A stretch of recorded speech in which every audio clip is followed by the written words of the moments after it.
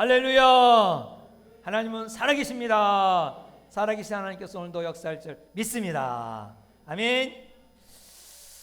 예수님 믿어서 좋은 일이 많죠? 좋은 일이 참 많습니다. 왜냐하면 예수님 믿는 사람은 하나님을 의지하고 사니까 참 좋은 일이 많은 것입니다. 천지를 창조하신 하나님, 우주 만물을 관할하시고 통치하신 하나님, 독생자 예수님까지 이 땅에 보내주신 그 하나님께서 우리를 보호해 주시고 인도하시기 때문에 우리가 염려 가운데도 염려하지 않고 또 힘든 가운데도 그것을 이길 수가 있는 것이 그리스도인인 것입니다. 바로 하나님을 의지하고 사는 사람들의 하나님의 자녀의 특권이기도 합니다. 그래서 바울도 빌립보서 4장 6절과 7절에 이렇게 말씀했습니다. 아무것도 염려하지 말고, 코로나 그 염려하지 말고, 돈 없다고 염려하지 말고, 다만 모든 일에 기도와 간구로 너희 구할 것을 감사함으로 하나님께 구하라. 그리하면 모든 지각에 뛰어난 하나님의 평강이 그리스도 예수 안에서 너희 마음과 생각을 지키시리라. 하나님을 의지하는 사람을 염려하지 않도록 하나님이 지켜주신다는 거예요. 이것이 하나님을 의지하는 사람의 특권인 것입니다. 베드로도 그렇게 말했습니다. 베드로도 5장 7절에 너희 염려를 다 주께 맡겨라. 코로나 맡겨라. 결혼도 맡겨라. 직장도 맡겨라. 사업장도 맡겨라. 너희 모든 염려를 맡겨라. 다 맡겨라. 이는 그가 너희를 돌보십니다. 하나님이 돌보신다는 거예요. 우리가 우리를 위해서 우리의 염려 걱정하는 거 걱정해 주시는 분이 있다는 거예요. 진로를 위해서, 진학을 위해서 걱정하지 말라는 거예요. 걱정해 주시는 분이 있다는 거죠. 마치 자녀가 그냥 끙끙 앓고 있어요. 근데 그 자녀가 걱정하는 것은 돈 때문에 걱정한다고 생각합시다. 야, 아버지가 부자야. 근데 괜히 아버지는 부자인데 괜히 돈 때문에 걱정하면 되겠어요? 아버지, 제가 뭐 이래서 필요해서 돈이 필요합니다. 그럼 아버지는 야, 그건 너 왜 걱정하냐? 나한테 맡겨라. 그럼 내가 다 해결해 줄게. 아버지는, 능력 있는 아버지들은 다 해결해 주죠. 뭐든지 해결해 주죠. 근데 천지를 창조하신 하나님은 다 염려를 다 돌봐주시니까 하나님께 염려를 맡기라는 것입니다. 이런 삶이 하나님을 의지하며 사는 하나님의 자녀의 특권입니다. 특권. 할렐루야. 특권은 활용해서 염려하지 않기를 바랍니다. 하나님을 근데 의지한다고 하니까 그러면 뭐 기도만 하고 그냥 바라보기만 하는 거 아무것도 안 하는 것을 말하는 것입니까? 아니죠. 하나님을 의지하는 삶은 어떤 삶이냐? 그냥 가만히 있는 이 정적, 그냥 이 움직이지 않는, 요동하지 않는 그런 삶이 아니라 하나님을 의지하는 삶은 동적인 삶이에요. 동적. 움직이는 거예요. 역경과 문제를 하나님께 기도하면 하나님께서 바로바로 해결해 주시기도 하지만 역경을 해결할 수 있는 지혜를 주시고 극복할 수 있는 능력을 주시는 것입니다. 그래서 하나님께 기도하면 이 역경 가운데, 문제 가운데 해결할 수 있는, 극복할 수 있는 지혜를 주신다는 확신을 가지고, 그리고 우리는 염려하지 말라는 것입니다. 하나님을 의지하는 삶은 수동적인 삶이 아니라 능동적인 삶인 것입니다. 하나님을 의지하는 사람은 막 안 하고 뭐 소극적으로 이렇게 막 피하고 그런 것이 아니라 적극적으로 나가는 삶인 것입니다.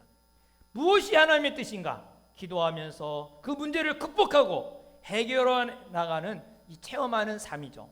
그래서 믿음은 정적인 삶이 아니라 동적인 삶이다 하는 것입니다. 오늘 본문을 보면은 그것을 깨닫게 됩니다. 자, 사도 바울이 지금 엄청난 위기를 당해 있습니다. 매맞아 죽을 위기에 당하게 되었고 정의가 보장되지 않는 불의한 재판장의 앞에서 목숨을 잃게 되는 위기에 처해 있는 것입니다. 위기 때마다 하나님께서는 지혜를 주시고 그 위기를 극복하는 것을 보게 됩니다. 이것이 끝난 다음에 예수님께서 나타나셔서 또 말씀하시죠. 11절에 그날 밤에 주께서 바울 곁에 서서 이르시되 담대하라. 내가 예루살렘에서 나의 일을 증언하는 것 같이 로마에서도 증언하여 하리라. 위기를 넘긴 바울, 이건 또 로마는 어떻게 가야 될까? 염려하고 있는 바울에게 주님이 나타나셔서 염려하지 말라는 거예요. 여기서도 한국같이 로마에 가서도 똑같이 나의 일을 증언하라, 그런 것입니다. 사실 여기서도 죽을 뻔한 이 바울인데 로마에 가서 이게 죽을 일을 당하면서까지 증언하기가 쉽지 않은 거죠. 사람이 한 번 당하고 두 번 당하고 싶을 일이 있습니까? 한 번 어려움을 당하면 그 다음에 그 어려움이 있으면 미리 피하거나 안 당하려고 그러죠. 그런데 바울은 이런 위기를 극복할 수 있었던 것은 바로 하나님의 도움이었다는 것을 고백하면서 그는 죽을 각오를 가지고 그리고 로마로 다시 가는 것을 보게 됩니다. 그러면 어떻게 하나님께서 그 위기를 극복해 주실까? 그 하나님이 지혜를 주셔서 그 지혜로 통하여 위기를 극복했다는 것을 알 수가 있습니다. 하나님을 의지하는 사람은 어떤 사람이냐? 지혜를 추구하는 사람입니다.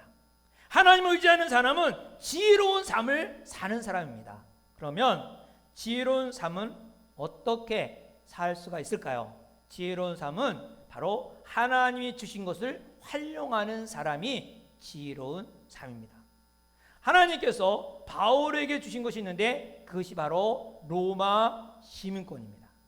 바울이 위기 가운데 하나님이 주신 이 로마 시민권을 활용해서 위기를 벗어날 수가 있었습니다.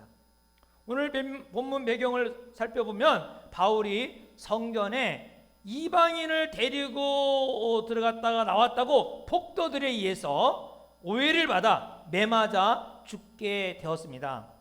이때에 로마의 천부장이 1000명을 거느리는 이 천부장이 대장이 와서 바울을 구출해 주었죠.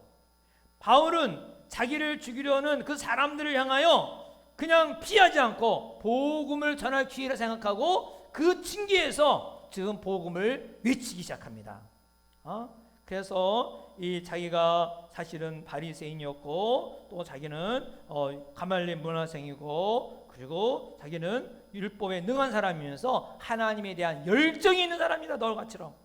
그런데 내가 어떤 사람이냐? 스데반의 피를 흘린 사람이다. 그 죽는 사람들의 옷을 지킬 줄 아는 사람이다. 22장 17절부터 쭉 나오죠. 이렇게 자기를 막 이제 믿는 예수님에 대해서 막 얘기하니까 사람들이 더 이상 듣기 싫어서 22절에 소리 지르면서 세상에 없애버리자, 살려둘 자가 아니다 하면서 막 옷을 먼저 던져서 죽이려고 해요. 그때 24절에 천부장이 영내에 데려가라 명하고 그들이 무슨 일로 그에 대하여 떠드는지 알고자 하여 채찍질하고 신문하라. 그래서 채찍질 해서 이제 신문하기를 말하고 데리고 들어가는 거예요. 이때 맞을 채찍이 뭐냐? 예수님이 맞은 채찍과 똑같아요. 예수님이 맞은 채찍이 어떤 채찍이냐? 막대기가 이 정도 되는 길이에요. 여러분 그 영화도 봤죠, 여러분? 패션 오브 크라이스트에 이런 채찍에 그 끝에 가죽끈이 서너 개 이렇게 묶어놨어요. 근데 그 가죽끈에다가 뭐란 납조각을 세모 각이 진 납조각을 다 달아놨어요. 그래서 옷을 벗기고 그리고 등허리를 딱 치면 납이 살에 딱 붙어버리는 거예요. 그러면 그거를 딱 찢기면 이 살이 막 찢어지는 거죠. 그러기를 예수님은 40대를 맞았어요. 40대. 적어도 40대는 맞은 거예요. 얼마나 피투성이 있겠어요. 얼마나. 거의 40대 맞으면 다 죽어요. 아니면 아주 죽을 때까지 불구조가 되거나. 근데 예수님은 그런 채찍에 맞으신 것입니다. 이때 바울이 이 매를 맞아야 할 위기예요. 이때 바울이 하나님께서 주신 이 시민권을 활용한 것입니다. 25절에 보면 가죽줄로 바울을 매니 바울이 곁에서 있는 백부장들을 이르되 너희가 로마 시민 된 자를 죄도 정하지 아니하고 채찍질할 수 있느냐 했어요. 그 옆에 있는 백부장이 깜짝 놀랐어요. 왜냐하면 로마 시민은 죄를 정하지 않고 때리면 큰일 나거든요. 만약에 사형까지 당해요. 로마 시민의 특권이 아주 굉장하거든요. 깜짝 놀라갖고 천부장에게 말한 거예요. 29절에 보면 신문하려던 사람이 곧 그에게 물러가서 천부장도 그가 로마 시민인 줄 알고 그 결박한 것 때문에 두려워하더라. 이 때린 것은 고사하고 이 로마 시민을 묶어놓았다는 것도 큰 죄가 되거든요. 큰 죄가 돼. 그러니까 이 사건 후에 천부장이 바울을 대하는 태도가 완전히 180도 바뀝니다. 그래서 바울은 지혜로웠습니다. 바울은 위기를 당했을 때 하나님이 주신 지혜로 활용해서 그 위기를 극복한 것입니다. 우리가 지혜로운 삶을 살려면 하나님이 주신 것을 잘 활용하는 것이 중요하다는 것입니다. 그러기 위해서는 우리가 가진 것이 좀 있어야 됩니다. 가진 것. 지식이 있든지 지혜가 있든지 아니면 돈을 왕창 벌든지, 특별히 우리 청년들은 공부를 될 수 있는 대로 많이 해서 그 공부에 학식을 쌓아놓고, 또 이 특별한 자질을 가진 사람은 최대한대로 그 자질을 개발을 해야 돼요.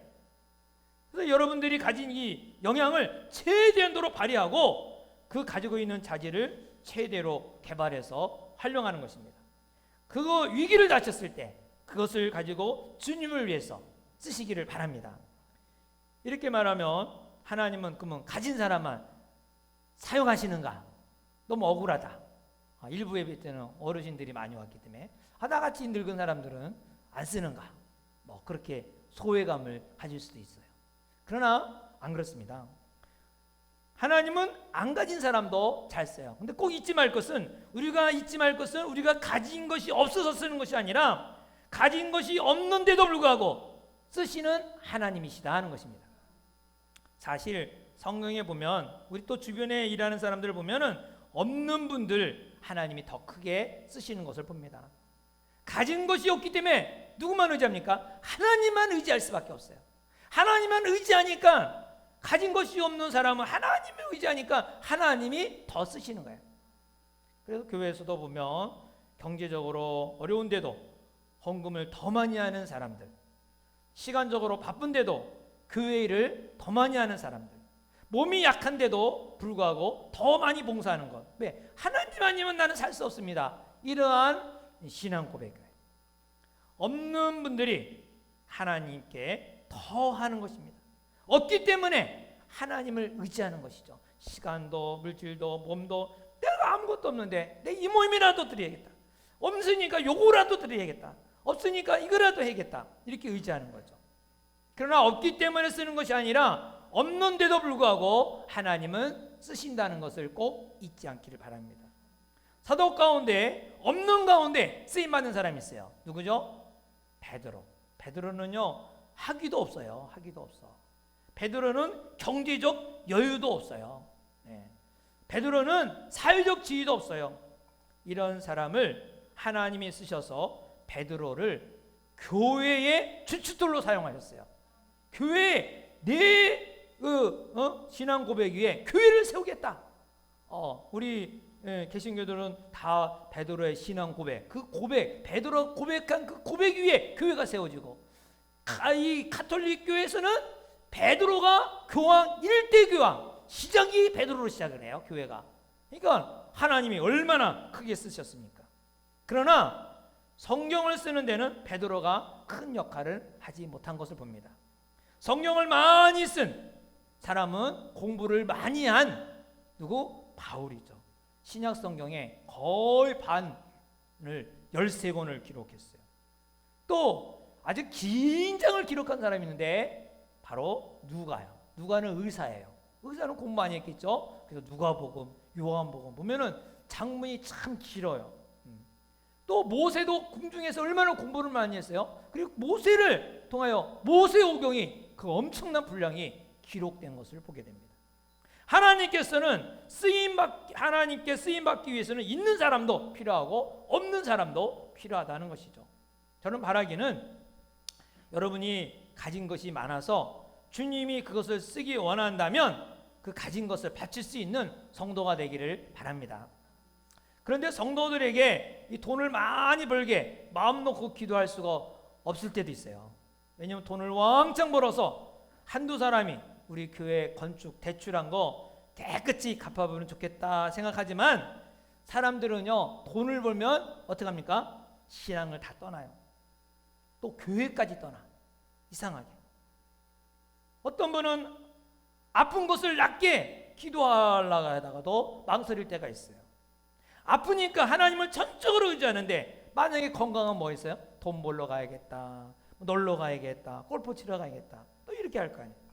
그래서 예수님이 말씀하신 것이 있어요. 두 눈을 가지고 죄를 짓다가 지옥 가는 것보다 차라리 한 눈을 빼버리고 한 눈 가지고 천국 가는 것이 더 낫지 않냐 했습니다. 없는 가운데 주님을 섬기는 것이 낫지 가지고 있으면서 주님을 떠났다가 지옥 가는 게 뭐가 좋겠느냐 하는 것이죠. 그래서 어떤 사람은 가진 것 때문에 가진 것을 의지하는 이 죄성, 죄의 본성을 가지고 있는 것을 알기 때문에 스스로 이 가진 것을 내려놓는 훈련을 합니다. 거부하는 훈련이죠. 여러분들도 자신이 없으면 가진 것을 거부할 수 있기 바랍니다. 저는 이 테레비를 보면은 아주 그냥 끝이 나도록 봐요. 옛날에. 그렇기 때문에 테레비가 있으면 맨날 테레비를 켜야 돼. 그래서 아예 테레비를 제대로 없앴어요. 거실에. 왜? 그것이 나로야금 생활에 지장을 해주니까. 그것이 나에게 모든 것을 이게 막아놓는다면 이 뭐 다른 걸 또 못하잖아요. 그와 같이로 우리가 가진 것이 오히려 나를 방해한다면 내려놓는 것도 필요하다는 거죠. 가난하게 주님을 섬기는 것이 낫지 돈을 몇 푼 번다고 인생 망치고 지옥 가는 게 낫지 않습니다. 몸이 약해서라도 주님을 의지하는 것이 낫지 건강해서 죄를 짓다가 지옥 가는 것보다 나을 것입니다. 그러나 제일 좋은 것은 모든 것을 가지고서도 주님께 쓰이도록 맡기는 것, 이것이 아름답고 좋은 것이죠. 우리 성도들이 성숙해서 이렇게 많이 갖고 많이 있는 것을 가지고 주님의 앞에서 쓰임받기를 주의 이름으로 축원합니다. 그렇게 하려면 어떻게 해야 되느냐? 두 가지만 조심하면 그렇게 할 수가 있어요. 첫째로는 내가 가지고 있는 갖고자 하는 그 과정, 내가 부를 갖고자 하든지 지식을 갖고자 하든지 뭐를 갖고자 하는 그 과정 가운데도 주님을 섬겨야 해요. 주님을 섬겨야 돼요. 어떤 분은 돈을 많이 번 다음에 내가 주님께 돈을 드리겠습니다. 내가 건강하면 주님께 시간이 많으면 드리겠습니다. 이런 마음이면 지금도 바쁜 가운데도 없는 가운데도 11조하고 선교하고 주님께 헌신해야 돼. 그래야 돈이 생긴 다음에 또 무엇이라도 할 때 할 수 있지. 이거 나중에 돈 많이 벌으면요 사실 적을 때 11조 하기가 좋지 많으면요 11조에도 갈등이 생겨요. 여러분 뭐 100만 원 해서 10만 원보다 1000만 원 할 때 100만 원 하는 거, 여러분 1억 벌을 때 1000만 원씩 매달마다 11조 한다는 거, 이게 700만 원 뭐 이렇게 막 한다는 게 갈등이 와요. 갈등이. 이거 가지면 뭐 할 텐데, 해서하고 적금 불면 뭐 할 텐데 하면서 오게 돼요. 근데 이 적을 때부터 하는 사람은 아예 다행히 내 거 아니고 하나님 거 이렇게 해서 딱 할 수 있죠. 그러니까 돈이 생긴 다음에 무엇을라도 하겠다, 나중에 무엇을 하겠다 하는 사람은 거의 다 거짓말일 거예요. 안 됩니다. 두 번째로는 가진 것이 많아도 하나님께 언제든지 버리라고 하시며, 하나님께서 언제든지 버리라고 하시며 버리겠다는 마음가짐이 필요해요. 마음가짐. 내가 열심히 돈을 벌었지만 주님이 쓰시겠다 하면 아낌없이 바칠 수 있는 사람, 이런 마음 가지고 있다면 우리는 마음껏 가져도 별 그것이 나를 알고 내 생활에 지장을 받지 않으려고, 하나님의 사역에 지장이 받지 않을 것입니다. 우리 성도님들은 믿음을 잘 지켜서 하나님께 크게 쓰임받아서 하나님이 주시는 것을 잘 활용하고 이 길을 극복할 뿐만 아니라 하나님께 쓰임받는 성도가 되기를 주의 이름으로 축원합니다. 이것이 바로 지혜로운 삶이고 하나님이 주신 것을 잘 활용하는 삶입니다. 두 번째로는 지혜로운 삶은 상황을 판단하고 대처하는 삶입니다. 상황을. 하나님을 의지한다는 것은 상황을 판단하지 않고 눈을 감고 딱 앉아 있는 것이 아닙니다. 하나님을 의지한다고 해서 주위를 안 보고 하늘만 쳐다보고 그냥 기다리는 삶을 말하는 것이 아닙니다. 하나님을 의지하는 삶은 상황을 잘 보고 판단하고 대처하는 삶입니다. 바울도 지혜로운 삶을 살았는데 상황을 잘 판단하고 대처를 했습니다. 천부장이 처벌하려고 하는데 로마 시민이라는 것으로 인해서 이제 처리할 수가 없어요. 그래서 종교적인 문제인가 보다 감을 잡고 이 바울을 의회를 소집해서 바울의 죄가 무엇인지 밝혀달라고 부탁을 했습니다. 그래서 바울이 의회 앞에서 서서 이제 말하는 것이 1절입니다. 바울이 공회를 주목하여 이르되 여러분 형제들아 오늘까지 나는 범사에 양심을 따라 하나님을 섬겼노라 하거늘.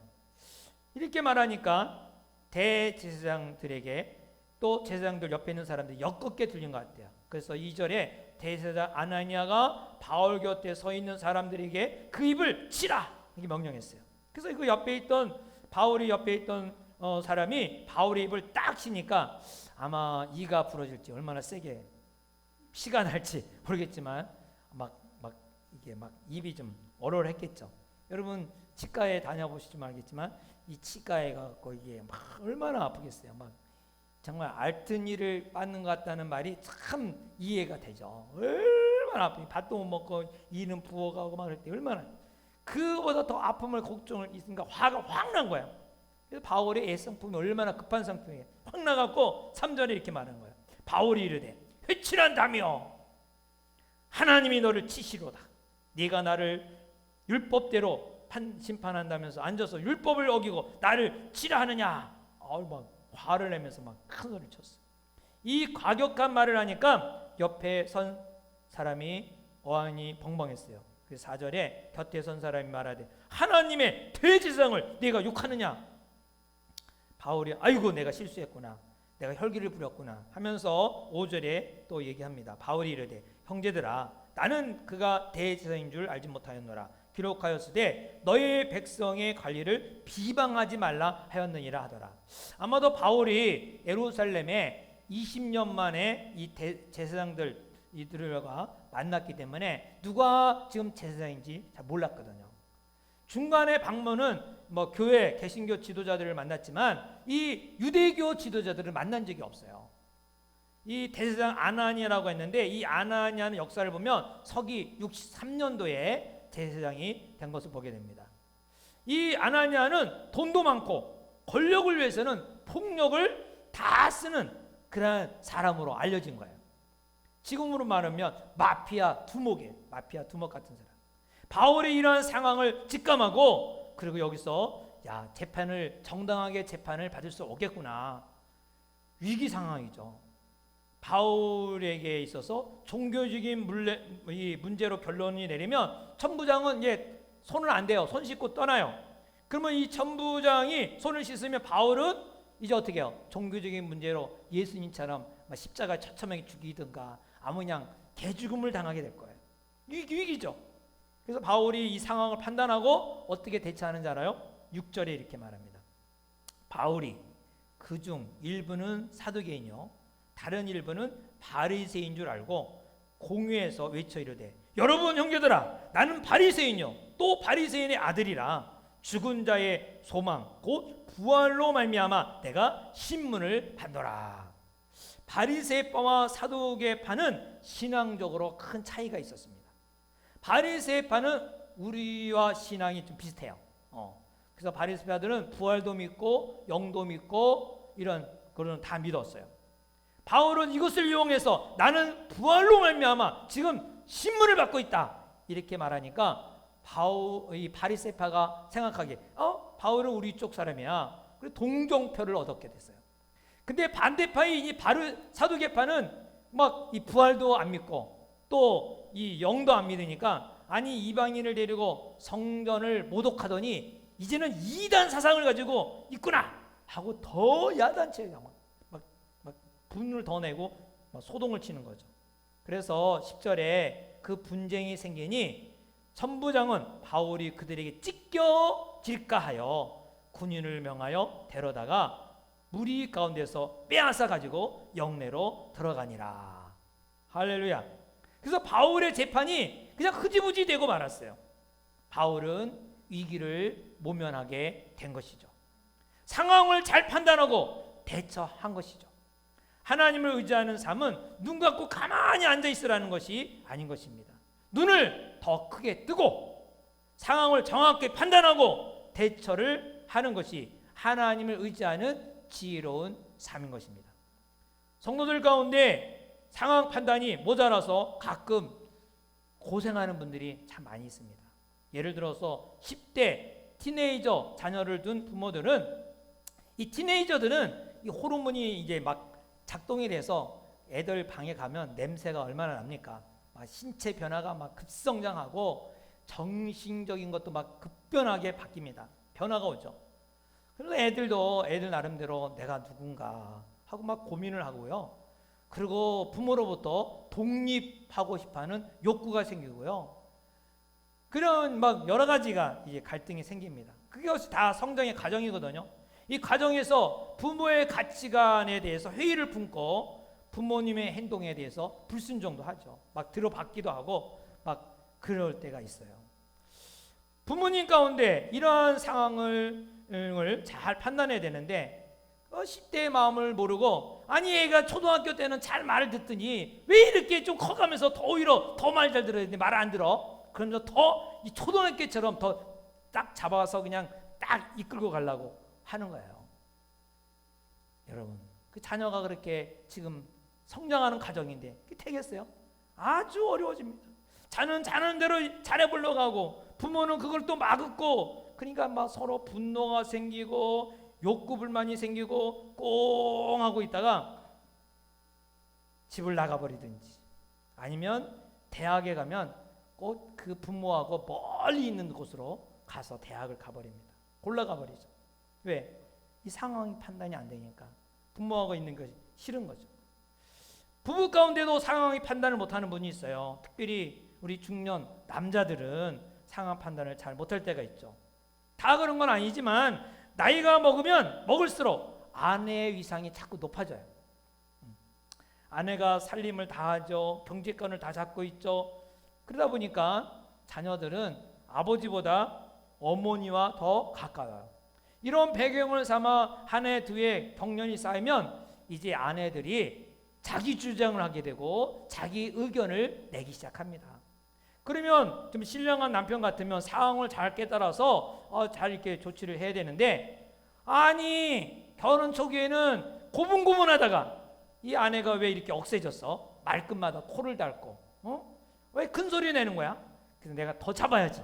그러면서 더 그냥 소리치고 더 하죠. 그러면요, 가정이 온전한 가정이 있겠습니까? 온 가정은 없어요. 결과적으로 가정이 깨지거나 아니면 대학 보내고 나면 뭐 이혼을 한다든가. 그래서 중년 이혼들이 참 많아요. 거기까지 안 가더라도 아내와 자녀들이 하나가 되어갖고 막 한편이 되는 거죠. 남편은 혼자 큰 소리 치지만 그 외롭고 쓸쓸하고 그런 거예요. 왜냐하면 상황 판단을 하지 못해서 그런 거죠. 하나님을 의지하는 사람은 상황 판단을 잘하는 사람입니다. 어떻게 그러면 상황 판단을 잘할 수 있는가? 그것은 하나님의 눈으로 현상을 볼 수가 있어야 돼요. 하나님의 눈. 우리는 안경을 다 쓰고 있어요. 그 안경은 빛깔에 따라, 이 안경에 따라 다 다르게 보여요. 빨간 안경 쓴 사람은 다 빨갛게 보이는 거예요. 파란 안경 쓴 사람은 다 파랗게 보이는 거예요. 이 안경은 뭐냐? 선입감이라는 거예요. 선입감. 사람이 자라면서 선입감. 이 삶을 그대로 보면 하나님의 눈으로 봐야 되는데 우리는 다 안경을 쓰고 선입감을 가지고 보는 거예요. 어떤 사람을 볼 때는 좋은 사람인데 다른 사람이 볼 때는 나쁜 사람이야. 가까이 아는 사람은 이기도 하지만 뭐 각자마다 다 다른 안경. 그래서 절친하다가도 갑자기 이렇게 원수가 되고 그런 것은 이 안경이 다른 안경을 쓴 거예요. 전에는 이 좋은 안경을 썼는데 이제는 나쁜 안경을 쓴 거죠. 이 안경을 다르게 쓰면은 다 똑같은 사람인데도 달리 평가하게 되고 또 다르게 보게 돼요. 똑같은 상황을 놓고도 어떤 사람은 절망적인 상황, 어떤 사람은 좋은 기회라고 해요. 안경을 무엇을 썼느냐에 따라서 달라진다는 거예요. 그래서 어떤 사람이 공모를 했는데 늑대를 잡으면 상금을 준다고 공모를 했어요. 그래서 거기에 두 사람이 선발이 되어서 늑대를 잡으러 그 늑대가 많이 나타나는 곳에 갔어요.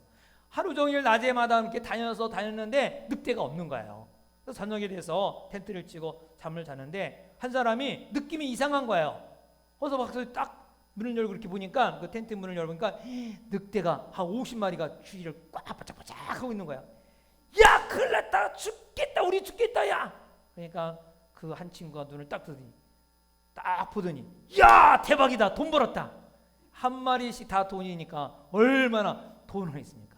똑같은 상황을 보고도 사람의 안경이 무엇이냐에 따라 달라져요. 우리가 전에도 한번 얘기한 적이 있지만 아프리카에 신발을 판매하러 이렇게 그 시찰 간 사람이 두 사람이 있었다 그러잖아요. 한 사람은 가보니까 신발을 하나도 안 신고 다녀, 아프리카 사람들이. 그래서 보고하기를 아이고 거기는 될 수가 없습니다. 사람이 신발 신는 사람이 없어요. 아니 닳지도 않고 신발 신는 사람이 없는데 신발 팔 수도 없습니다. 거기는 꽝. 근데 한 사람은 갔다 와서 신발을 안 신는 사람 보니까 대박입니다. 그 사람한테 다 신발을 신기면 이야, 굉장한 시장성이 있습니다. 여러분, 보는 시각이 어떠한 시각입니까? 안경이 다 다른 것입니다. 그래서 사물을 정확하게 볼 수 있는 눈, 그 눈은 하나님의 눈으로 보는 것입니다. 많은 사람들은 자기가 가지고 있는 안경을 쓰고 있는 조차도 모릅니다. 그리고 자기가 정확하게 보고 있다고 막 오기를 부르고 고집을 부르고 판단할 때가 참 많습니다. 이것이 잘못 판단하는 것은 사람들과 부딪히고 또 무엇이 잘못되어 가고 있다는 것을 우리는 알 수가 있는 것이죠. 그럼 어떻게 판단하는가? 하나님의 눈으로 판단하는데 하나님의 눈으로 어떻게 판단할 수 있느냐? 하나님의 눈을 가지려면 어떻게 해야 되느냐? 첫째로는 성경을 많이 읽어야 돼요. 성경은 하나님의 소원과 하나님의 뜻과 하나님의 관점이 적혀 있어요. 그래서 성경을 자주 읽고 자주 보면은 하나님께서 어떤 식으로 사물을 보는지, 어떤 식으로 생각하시는지를 볼 수 있고 상황을 판단하게 됩니다. 하나님의 눈으로 상황을 판단하는 것이죠. 두 번째로는 순종하는 것입니다. 순종한다는 것은 하나님과 더불어 산다는 것입니다. 하나님께서 이쪽으로 가자 할 때 이쪽으로 가버리고 그러면 안 되잖아요. 같이 사야 돼요. 같이 가자 그럴 때 같이 가는 거예요. 순종을 통하여 하나님과 더불어 사는 것이죠. 같이 살면서 하나님의 관점을 알게 됩니다. 부부도 같이 살면 거의 많이 비슷해지죠. 식성이 비슷해지고 말씨도 비슷해지고 서로 많이 비슷해집니다. 심지어 얼굴도 어떻게 닮아가는지 몰라요. 어떻게 이렇게 닮았어요 그래. 부부가. 왜? 관점이 비슷하니까. 보는 관점이 비슷해지는 거예요. 같이 사니까 서로 순종하며. 하나님의 관점을 알기 위해서는 하나님과 같이 살아야 돼요. 같이 살아야 돼요. 같이 사는 게 뭐예요? 그게 순종이에요. 하나님 말씀에 순종하면 하나님의 관점이 보여서 하나님의 눈으로 사물을 볼 수가 있고 상황을 보고 판단할 수가 있다는 것입니다. 세 번째로는 기도하는 때, 기도를 통해서 하나님의 눈이 생깁니다. 하나님의 관점을 가지고 있어도 분노와 염려나 감정이 격화되면 상황 판단을 못합니다. 위기가 닥치면 보통 내가 쓴 안경이 그냥 드러나게 되는 거예요. 평소에 쓰던 안경이 그대로 나타나게 되겠죠. 하나님의 마음의 눈으로 보기 위해서는 마음의 걱정을 잠재야 돼. 염려를 잠재야 돼.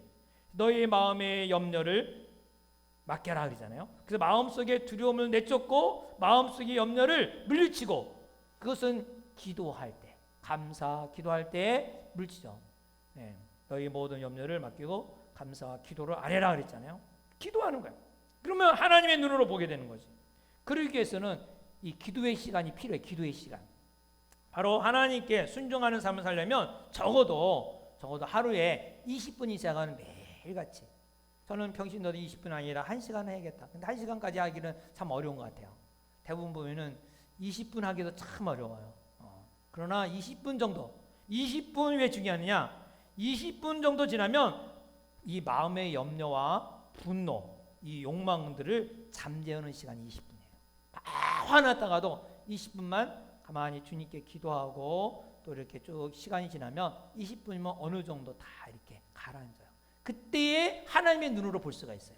이 분노하는 가운데, 염려하는 가운데는 하나님의 눈이 아니라 자기의 눈, 자기의 선입관으로 사물을 판단하고 보기 때문에 거기서 올바른 판단이 나올 수가 없는 것이죠. 하나님의 눈으로 볼 수 있는 눈을 하나님이 주시고 해결할 수 있는 지혜도 주시는 것입니다. 정확한 상황 판단 가운데 정확한 지혜를 주시기 때문에 어떤 역경, 어떤 어려움도 극복해야 되고 그 문제를 해결할 수가 있는 것입니다. 하나님의 눈으로 보면 절망이 없습니다. 하나님의 눈으로 보면 낙심이 없습니다. 하나님을 의지하는 지혜로운 삶을 살기를 바랍니다. 이런 삶 가운데 편안이 있고 이런 삶 가운데 염려가 다 사라지게 되는 것입니다. 하나님께 지혜를 구하면 반드시 하나님은 지혜를 주심을 믿으시기 바랍니다. 하나님이 주신 지혜를 쫓아 살면 그 어떤 역경도 염려도 해결될 수 있다는 확신을 가지고 사는 여러분이 되기를 주의 이름으로 축원합니다. 염려와 근심으로 시간을 낭비하지 않기 바랍니다. 주님 주신 재능을 개발하고 하나님이 허락하면 언제든지 다칠 수 있는 마음을 가지고 살면고 하나님의 눈으로 사물을 봐서 정확한 상황 판단을 하여 대처하는 지혜로운 사람이 되기를 주의 이름으로 축원합니다. 축원합니다.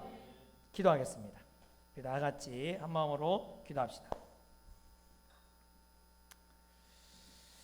하나님은 우리에게 너무나 놀라운 위기를 극복할 수 있는 지혜를 주셨습니다. 근데 사람은 위기를 극복하지 못하고 위기에 폭삭 망하는 사람이 많습니다. 위기가 기회라는 말이 하나님께 구하면 지혜를 주셔서 오히려 더 든든해지고 또 왕성해지고 더 크게 시야가 넓어지는 것입니다. 하나님 여러분, 이 시간에 다 같이 하나님께 기도하게 합니다. 지혜로운 사람이 되게 하여 주옵소서. 위기를 극복하여 승리하게 하옵소서. 코로나가 문제가 아닙니다. 재정이 문제가 아닙니다. 자녀가 문제가 아닙니다. 내가 볼 수 있는 눈이 없고 지혜가 없기 때문에 그래서 우리가 힘들어하는 것입니다. 지혜를 구하고 지혜를 주신다고 확실하게 믿음을 가지고 살기 바랍니다. 반드시 더 크게 쓰임받고 더 크게 하나님이 일하시는 것을 보게 되고 우리가 그렇게 사용되어 줄 줄 믿습니다. 다 같이 주여 한번 외치고 기도하겠습니다.